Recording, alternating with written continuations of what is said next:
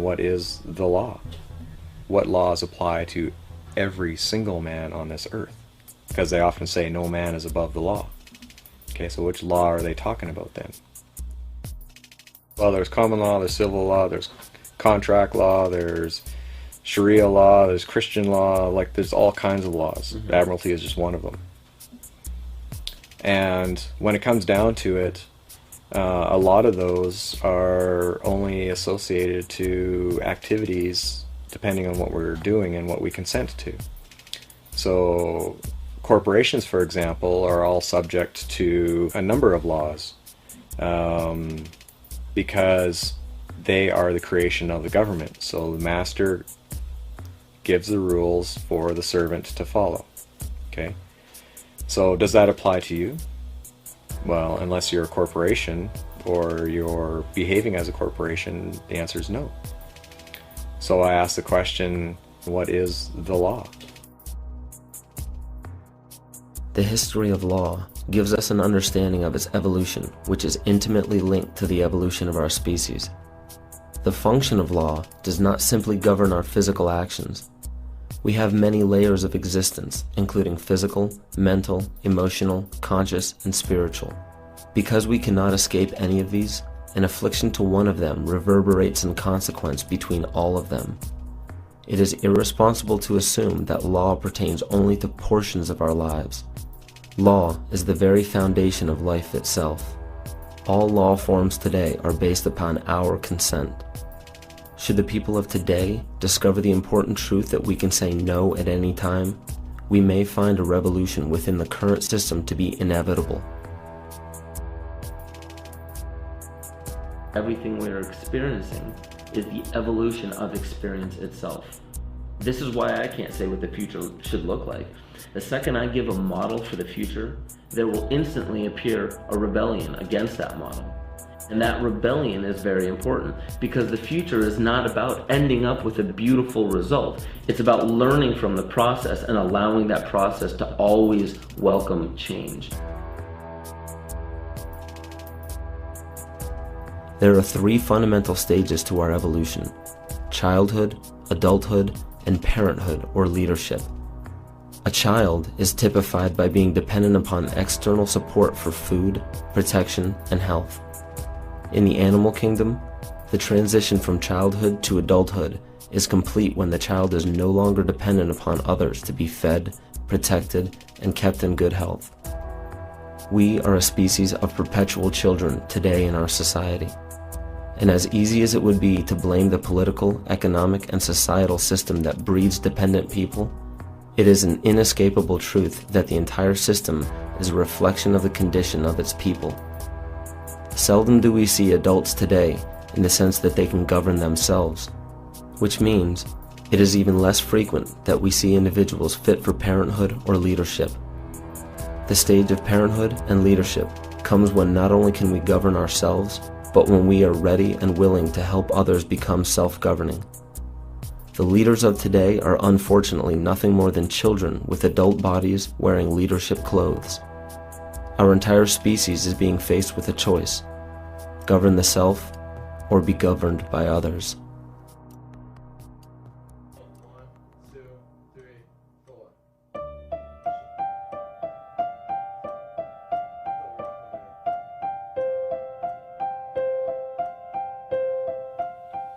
Problem with courts these days that I see is that people don't see them for what they really are. I was raised to respect authority, follow the authority, and do as they say. And I think most people are brought up that way. What I've learned, though, is that authority is based 100% on our consent to being governed. And I found a Supreme Court ruling that says that the consent of the governed is a foundational principle of democracy. Now, what's consent? Does that imply that you have a choice whether you're going to agree to that or not? And I would suggest that the answer is yes. So we all have free will choice to consent to being governed. When we do that, then we've given them permission to use their authority over us. So when we used our free will to apply for or register for something, we gave them permission to create a corporation to interact between the man and the system. And it's that corporation that the system acts upon. But because we don't know who we are, we assume or we think that that is us. So when you take a look at your credit card or take a look at your driver's license or your birth certificate or any of that kind of stuff, a lot of people, and including myself, thought that that was actually me. And that's not true. So when the courts are acting upon it, all they can really act upon is the corporation. And the only reason they can act upon the man is because we agree to be the representative of that corporation and bind ourselves to the terms and conditions of that agreement. But we can say no at any time. Give the public the facts. They have a right to know. Got it? If you have those documents, such as licenses, registrations, permits, applications, that is your consent to being governed by certain guidelines, regulations, acts, stipulations, laws within that corporation, because you are asking for a service and they're saying, okay, as long as you follow these rules. If you signed any of those contracts which are represented by a legal fiction set up in your name, then you yourself are bound by those rules, bound by those regulations, because you did that. You consented to being governed by that. So in order to remove yourself from that, you have to dissolve those contracts. Sometimes they make it seem mandatory that you must comply, and it's just the language that's being used. That's one thing you want to become very wary of, is the language that they use.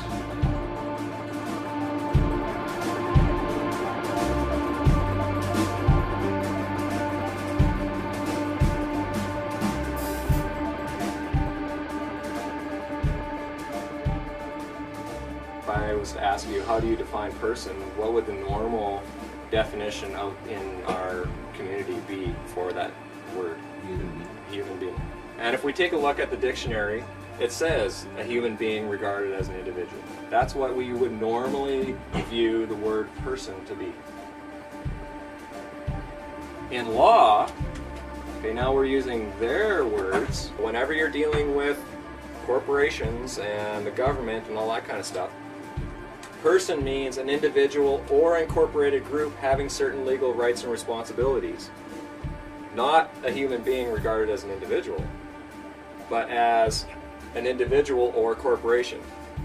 So they actually said, compare artificial person and natural person. So I did. So I looked it up and I compared them.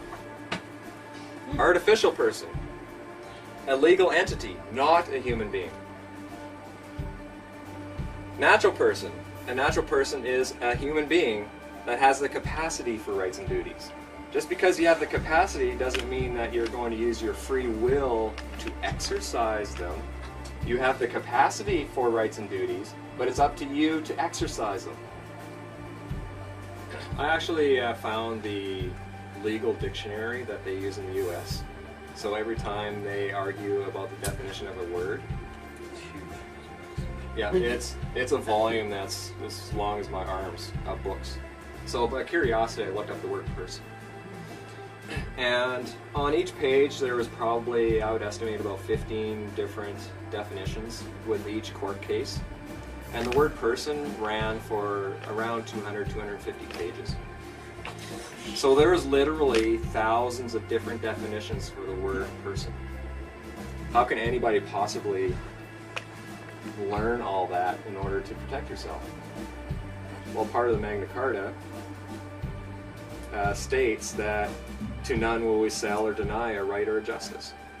Well, what that means is that if you want to exercise your rights and you want to have justice, they can't sell it to you. They sure do now. It costs you hundreds of dollars an hour to hire a lawyer just so you can get justice. Sometimes there are things that are more important than bread and butter. Just what, for instance? The right to think for yourself. This is a free country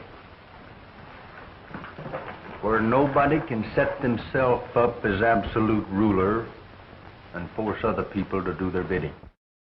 And as our country grows, more and more you'll find men and women marching and fighting side by side.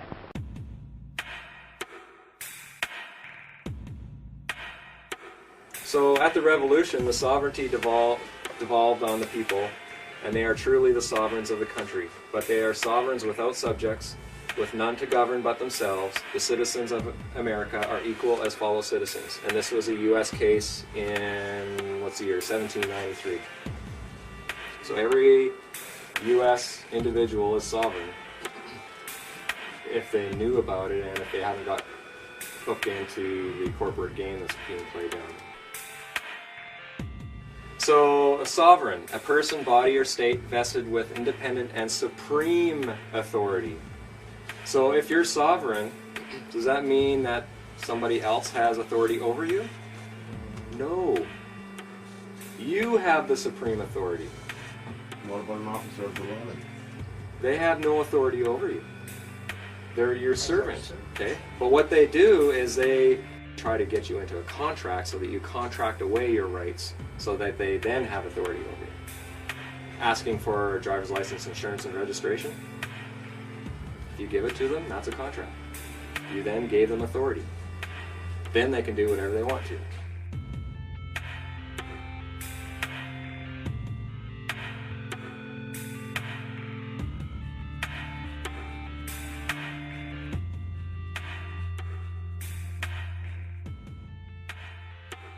We elected to take responsibility and accountability for anything that should happen, as we should, because it's our building and we're building it. So we essentially went ahead with it and waited for the county to say something. About 3-4 months into the project, we received a letter. That letter essentially indicated that we noticed that there's some development. Please stop the development until you fill in a development permit. Well, I had been studying my human rights for a couple of years at that point, so I sent them a letter essentially outlining that I am an individual, not a person or a corporation, and that you don't have jurisdiction over anything that I do. And that your letter also indicated that if I sign this, you have permission to come on our property. So that implies that you currently don't have permission to come on our property. So I essentially told them, you're gonna have to provide me with a proof of your claim that I have to follow the guidelines of the Municipality Act, and they do not have permission to come onto our property. About a week later, the tax assessor showed up, and I asked him, well, are you here as an agent of the county? And he said, yes. And I said, well, can you tell me which parts of the act that your authority comes from? And so he told me, and I said, tell you what, let me look those up and I'll get back to you. And he was quite reasonable. He agreed with that, and he left without any incident. So I looked up the act and found out that he had to give me reasonable notice, and because he was an agent, I had already told the county that they didn't have permission to come on the property. So I had grounds for several charges, if I wanted to, of trespassing and breach of the Municipality Act against this guy. So I confronted him on it. The final result was I got a letter from the minister indicating that I had several good points in my letter, and that he encouraged me to settle my dispute with the county, and he essentially washed his hands of the whole thing. And I haven't heard from the county since. They've left me alone now for 2 years. I can't have freedom unless I also recognize that I have a duty. And I have a duty to share with people what I've learned from not only the legal aspect, but also the spiritual, emotional, mental, and physical freedoms that I've been working on. I felt that part of my duty was to start getting out there and start teaching this.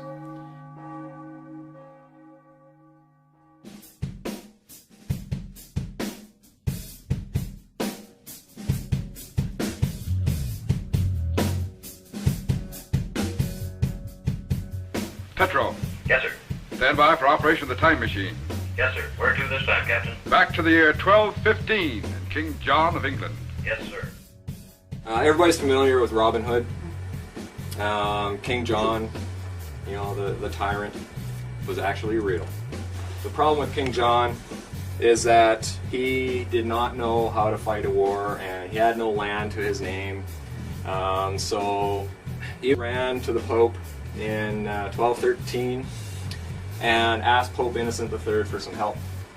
And what he did is he actually turned over the whole Kingdom of England to the Pope in return for support from the Pope so that he could fight his wars. So that little document essentially turned King John into the Pope's vassal, which means that he promised to be loyal to the Pope, and the Pope then owned everything in England.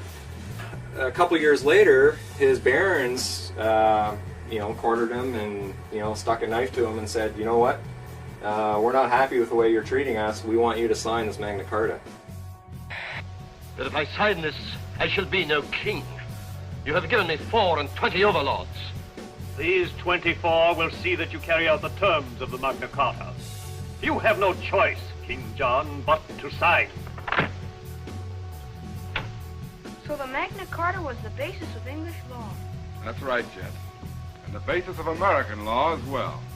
The English Magna Carta became the model for the American Bill of Rights.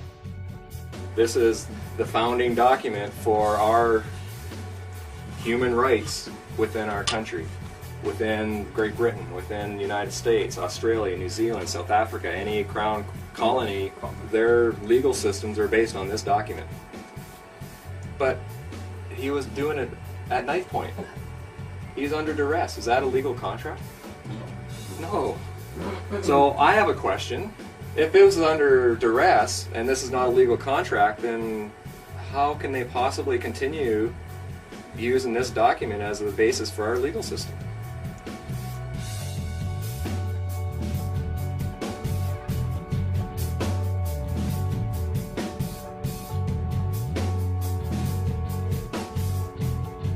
I would suspect that most people would recognize that a valid contract would require that the individual sign on his own free will. And that wasn't the case. And the Pope at the time, Pope Innocent III, recognized that as such because he also said that it was invalid.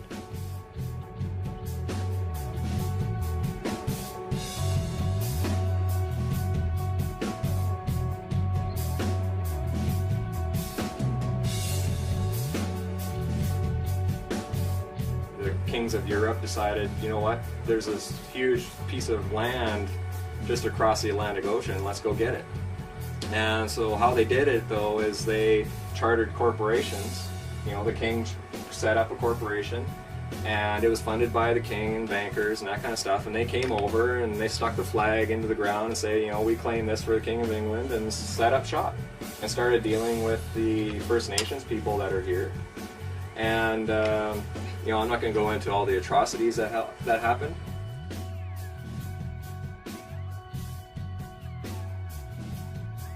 Literally millions of First Nations people died, either as a result of disease, wars, starvation, and so that genocide took place just so that they can colonize this land. You know, it's a sad chapter in our history. But we also have to recognize that that's the past, and so let's move on and let's try to live in harmony with one another now without pushing our will against another, and try to come to terms with the things that were done in the past. It was essentially the corporation that came and conquered this country, or this land, I should say, not the country. They came and conquered this land. It was all corporations that came. Now that those corporations are here, people started coming over and started immigrating to what they thought was Canada or the United States. And then in 1867 they passed this thing called the British North America Act. Now, did the people here vote on this? No. This is a piece of legislation from Great Britain. That's all this is. The B&A Act is just legislation from the Parliament in Great Britain. But it was passed off on us as a constitutional document. In order for you to have a constitution, the people have to vote on the document, not the representatives in the legislature. This document merged all the colonies into one colony called Canada. That's all this document did. But it was passed off as forming a country. The people of Great Britain went and started traveling around the world and bringing their legal system with them. And even though the U.S. declared their independence in 1776, they still based their legal system on British system. They're all based on that common law system, but there's also the Admiralty system that came with it. Representatives from Canada, Australia, South Africa, New Zealand, all those got together with Great Britain and started talking about, okay, how can we really set things up so that we can be autonomous from Great Britain? And so they actually met for a couple of years, 1926 and 1930, to formulate how this was going to work. And then the king then passed the Statute of Westminster, and that essentially broke the tie between Great Britain and Canada. Okay, the king is no longer a part of Canada. Canada is no longer affected by any statutes or regulations from Great Britain. Because the link to the crown was broken, technically we're in anarchy. We have no document to actually set up the framework for how our government is supposed to operate in this land. In 47, they wrote a letters patent creating the office of Governor General. The Governor General is the head of this country. We have been compelled to create a permanent armaments industry of vast proportions. 3.5 million men and women are directly engaged in the defense establishment. Now, this conjunction of an immense military establishment and a large arms industry is new in the American experience. We recognize the imperative need for this development, yet we must not fail to comprehend its grave implications. There's not one piece of territory or one thing of a monetary nature that we want out of this war. We want peace and prosperity for the world as a whole. Let's go through these words and let's see if you understand them now. Okay? Governor General. What's a general? Military. Lieutenant. More generals. What's a company? It's like 4 brigades of man and heavy equipment. An officer. Okay? The taxpayer is actually an officer who holds an office. Commission. How many here work for commission under a social insurance number? So you're actually a commissioned officer. Okay, so even some of the financial terms have military connotations. And it's all done under Admiralty, which is military.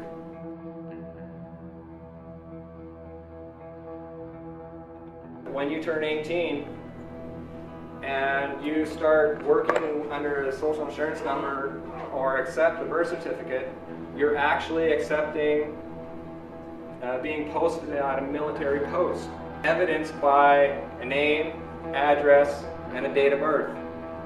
Because what was birthed? A vessel, right? It's a military vessel. So when you agree to be the legal representative of that military vessel, you agree to be manning that military post. Okay, that's why they need the name and birth date, so that they can prove that you're a private in their military. All of these documents, whether you're registering property or applying for driver's licenses, a birth certificate, all that kind of stuff, it's all in the public, which means it's all on the military side, and you're holding military offices when you have these documents on your possession. As long as you're manning a military post, technically you're at war. So, Clause 1 says, "We do hereby constitute." Who's we? I don't remember seeing any documentation that said the people of this land gave them permission to constitute that office. And the king doesn't have any authority here because the Statute of Westminster 1931 cut off all of that. So I have a question. Who's we? I suspect that it was Prime Minister Mackenzie King and all of his cronies. So how did all this happen? This guy here, our Prime Minister, Mackenzie King, I did some reading on him. And I found out he's actually really good friends with John D. Rockefeller Jr. And he actually spent a lot of time in New York. He actually consulted with him. Mackenzie King's a lawyer, and he was actually Rockefeller's lawyer, and actually helped him out with a lot of labor disputes that are happening in the States. So who signed it? Prime Minister of Canada. So our Prime Minister signed letters patent to create the office of Governor General. They needed to set up another office, so the Prime Minister did it. And I'm really curious to find out who was supporting him to do that. Because it wasn't the people, and it wasn't the king. Even though he said by His Majesty's command. I question that too. Governor General's Act. You go to Canadian government website and you can actually look up the acts. Okay, you look up the Governor General's Act.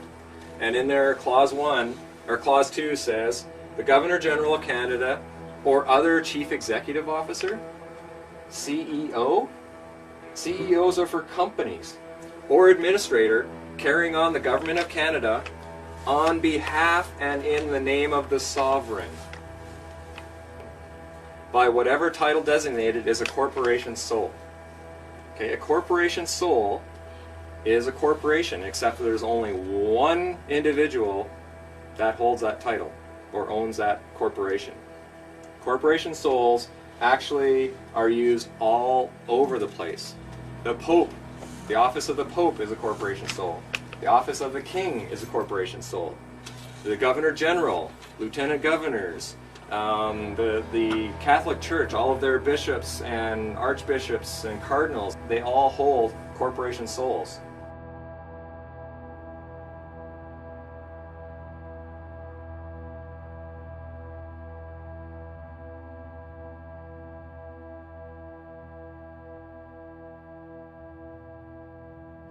This was on the Governor General's website about 10 months ago.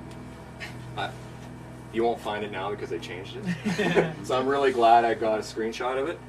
But it says here, Canada is a parliamentary democracy and a constitutional monarchy. Yeah, whatever.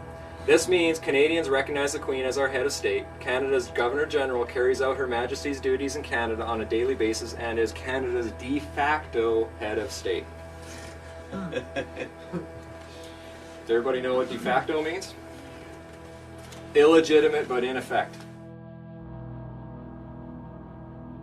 So it has no legitimacy, but because we've all accepted it, that gives it force and effect. Now, as soon as you get away from all the people and you remove yourself or segregate yourself through a private agreement or what have you, that becomes private. Now, the Governor General and the Queen, by definition, are only responsible for the public.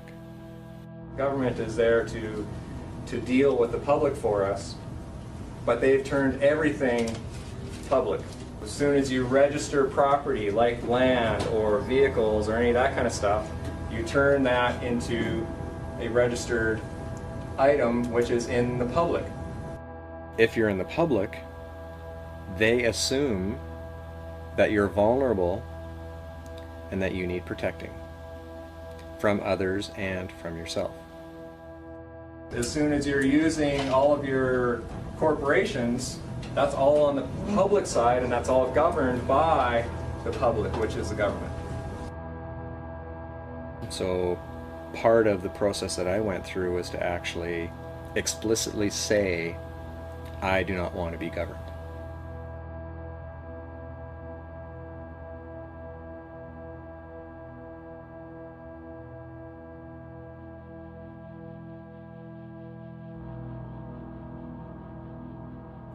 This is the fundamental rule of all forms of law. Without your consent, you cannot be governed. There is not a single law in existence created by man that is mandatory. There are many that give the illusion of being mandatory, but therein lies the most important aspect to all of this. It is your responsibility to investigate and understand what governs you. Not just physically, but mentally, emotionally, consciously, and spiritually. There are tyrannical governments that force their law upon the people unjustly. Some do not have much of a choice to move away from these areas. However, most do have a choice, yet allow justifications to keep them exactly where they are. If we were on a train track just minutes away from being hit, most of us would move, yet some have the tendency to complain about how inconvenient it is to move. There is still a choice. Human ingenuity can surmount any obstacle. The only requirement is the desire to surmount. If we are willing to complain or rebel against the system that governs our actions, we should know how and why it does so.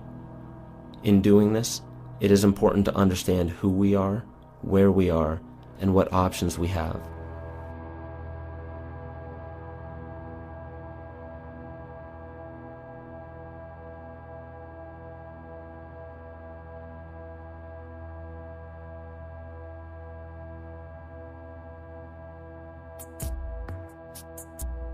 Well, what's Canada defined as?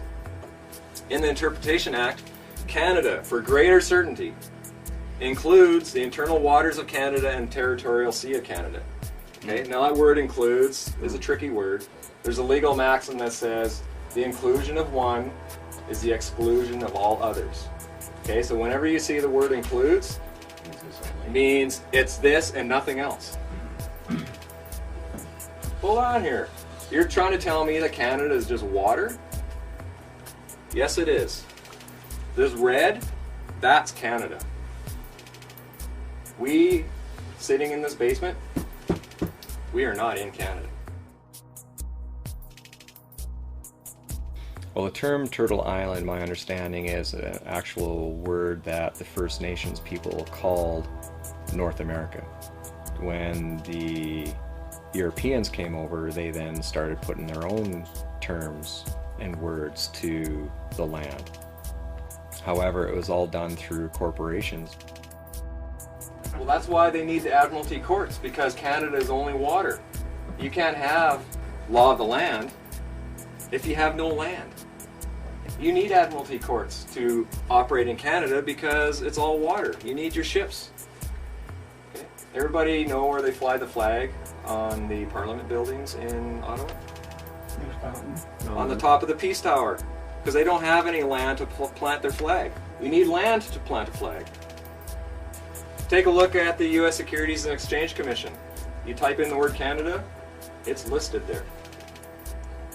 Canada actually has to file with the U.S. Securities and Exchange Commission every year.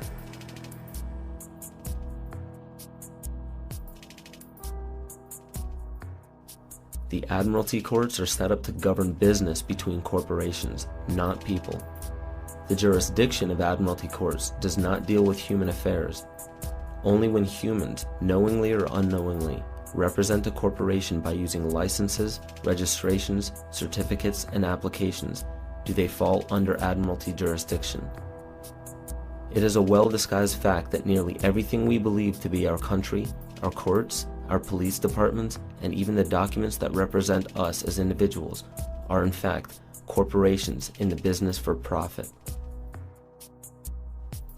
should you choose to remain a part of any of these corporations, it's important to understand that not only are you under their jurisdiction, but you do gain the benefits that they offer. The benefits in the agreement of becoming a citizen of any country is their protection. To be a citizen of any nation means that you have your citizenship. This ship is a vessel that contains your consent to be protected and governed by that nation.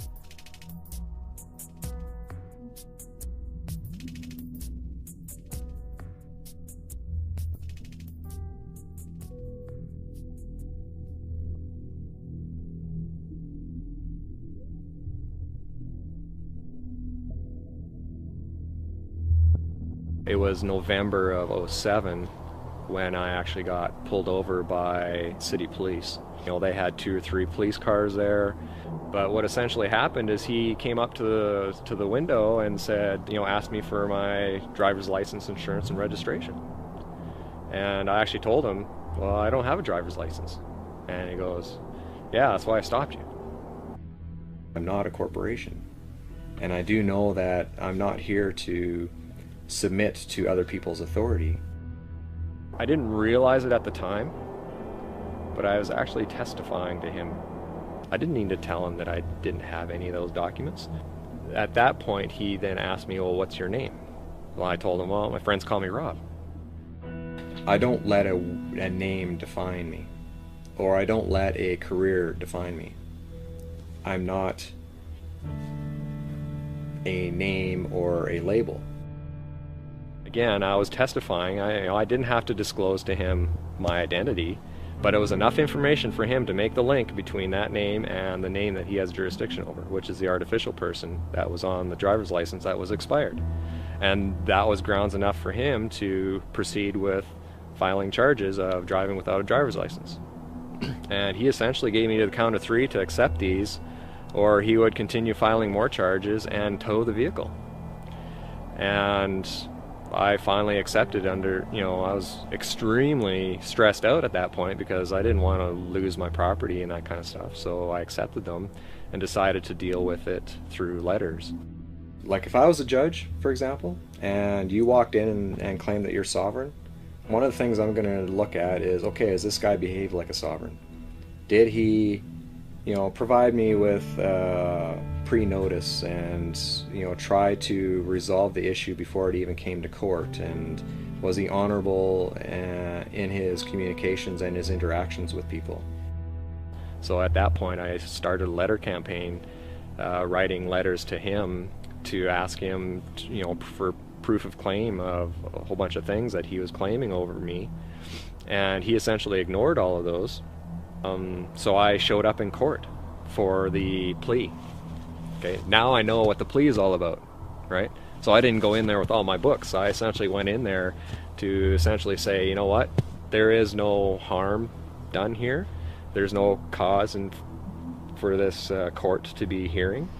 The judge wouldn't hear any of that. He kept asking me for the person, Robert Ernest Page, and I kept saying, well, I'm here on this behalf, because I'm not that person. I'm man. But he finally said to me, okay, you know what, I'm entering in a plea. Well, first off, that was probably a no-no on his part. And he told me to plead guilty. But he said that from the facts of the case, it didn't look like I had a chance. Then he told me, make sure that that person is in court. You know, I was still nervous, I was still shaken and that kind of stuff, but I left court excited because I successfully got the judge to recognize me for who I am, not as that artificial person. But I still have court to deal with. So when I got there, the Crown called me up, so I went up there. This is before the judge was there. And he asked me for my name. I didn't give him a name. I told him I'm a third-party intervener under injury because the artificial person's being called to court, not me. But I'm the one that was injured. I was stopped, which is an injury, detained for an hour and a half, and had to go through a whole bunch of letters and that kind of stuff. So he pointed to the ticket and goes, well, is that you? And I told him, that is not me. And I think he was getting frustrated. He said, go sit down. So I went and sat down. All I know is that when they resumed court, they heard the rest of the cases, and then they called Robert Ernest Page up, and I stood up, and she turned to me and said, "Case dismissed on a lack of evidence." I move for an immediate dismissal. There's no sound basis for this case. There's not the slightest evidence. That was tremendous feather in my cap, because I was able to successfully stand as a man in front of them without them intimidating me, and let them know that I know how this game works now. Never a few men try to take over the rights of honest citizens. They always fail. They sure do.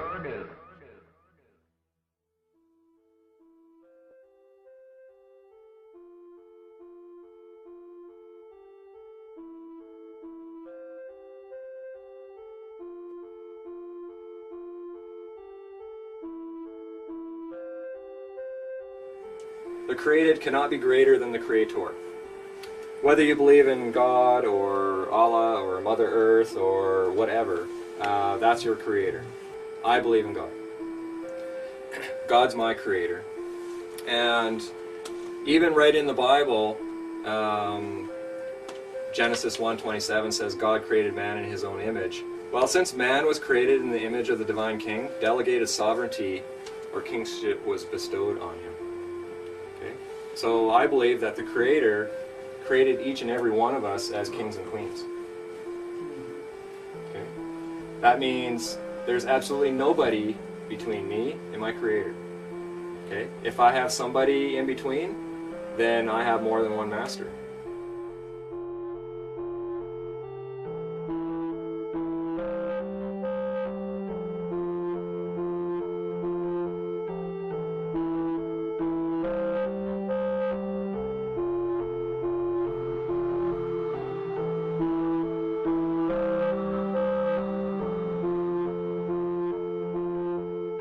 Masters could be the pursuit of money. Money would be one master that I used to bow to. I would do anything for money. Other people, I used to submit myself to other people's authority without even question.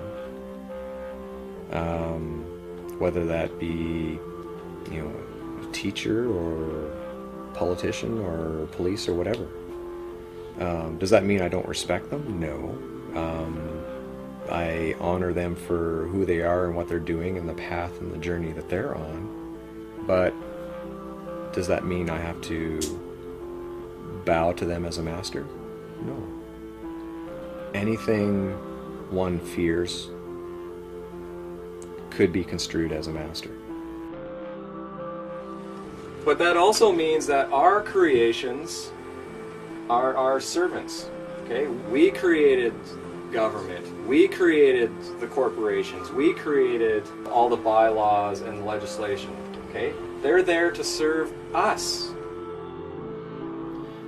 We're not completely out of it yet. We still have dependencies on, our internet connections and our phone bills because we still want to communicate with people. But for the most part, I've been able to unwind myself from the vast majority of all of those requirements that most people have. Years ago, I was very materialistic. I was, working hard for, big houses, big cars, lots of money, that kind of stuff. And then when I recovered from my depression, I realized that life is all about my relationships. Relationships with individuals like yourself, my friends and family, but also with relationships with my food or my environment. Sometimes I still struggle with that. This is a journey. It's not something that's, open a door, walk through, you're a changed man, and this is something I'll probably have to struggle with the rest of my life. Every once in a while I stumble, but I see it for what it is and forgive myself and just move on. And that whole entire process was a lot of hard work. Like, it was extremely painful, took a lot of energy, but I'm at a point right now where if I had to do it again, I would, because I learned so much about myself. And it positioned me very well to actually get together again with my wife. We were separated for 3 years. We reconciled the marriage, and we've been going strong now for almost 10 years. I believe the solution's available for anybody, whether you live in a democratic society or under a dictatorship or whatever. I believe the solution's simple, and I believe the solution is within ourselves. There are billions of people wandering this globe with perspective, scope, belief, dogma, morals, fears, desires, and hidden agendas. It's difficult to comprehend exactly what drives each of them. When looking at the surface of this unique condition the planet is in due to only one species, it may seem as if we aren't truly interested in freedom anymore. Maybe we're not truly working towards growth, prosperity, and peace. Again, it's difficult to pinpoint why we are a species of perpetual war and perpetual deceit, matched by perpetual heroism and perpetual compassion. There is no one answer to explain it all, and yet even if there were, it wouldn't be the intellectual answer that we desperately want it to be. The most we can do as individuals is to begin acting like individuals instead of acting like machines on autopilot from some primal program set in motion millions of years ago. What would this planet look like if we took back the one power we consistently give away? Choice. Because there is always a choice. Good, bad, indifferent, there is always a choice. Love, fear, growth, decay, life and death, there is always a choice. And the picture-perfect ending or eternal struggle is but a consequence of the direction we choose to travel from here. So rather than looking at fear, right now, look at this as the moment of opportunity, because there's something so much better on the horizon, but we can only get there by eliminating the structure as it is now, because the structure as it is now is providing for our extinction.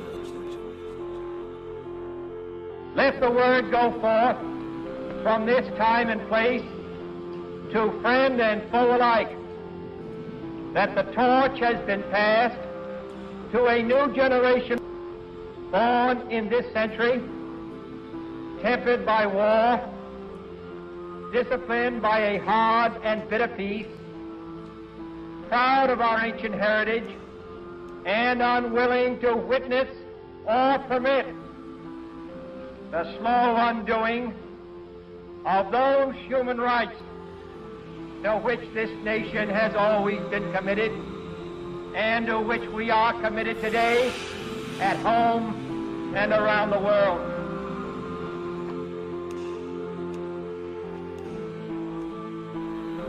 I had to be willing to accept what other people had to say, do critical thinking to evaluate whether it was true or not.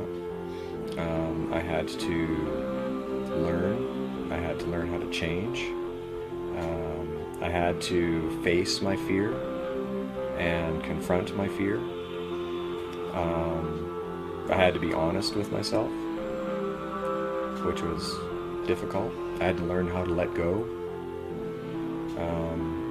And I had to learn to stand up for what I believe. And I had to learn that it all took hard work to get through all of that.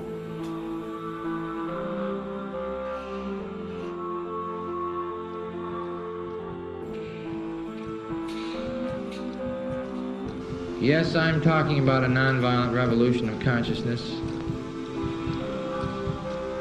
A consciousness that is able to understand how we're all inextricably connected to each other on this earth and to the earth itself.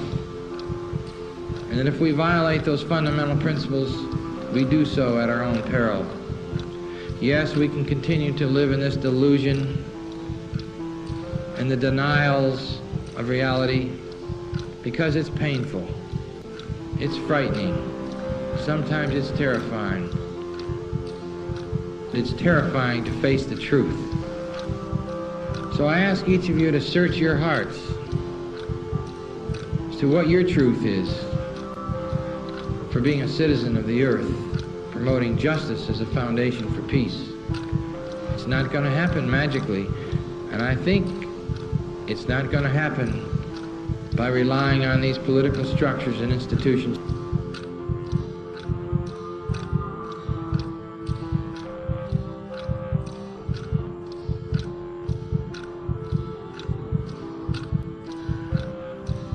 I think we're going to have to wage peace in the most extraordinary ways, whether our government wants it or not. You will know in your heart what to do, but I know that without a nonviolent revolution of consciousness, we will not survive as a civilization or as a planet. We can choose to have peace if we want to pay the price. And what more glorious goal and value do we want than peace for all people? And so I look forward to working together with you all, with we the people, to build a new society, a society that understands that we are not worth more and they are not worth less, and that we will be willing to pay the price and take the risks to wage peace with all fellow and sister human beings.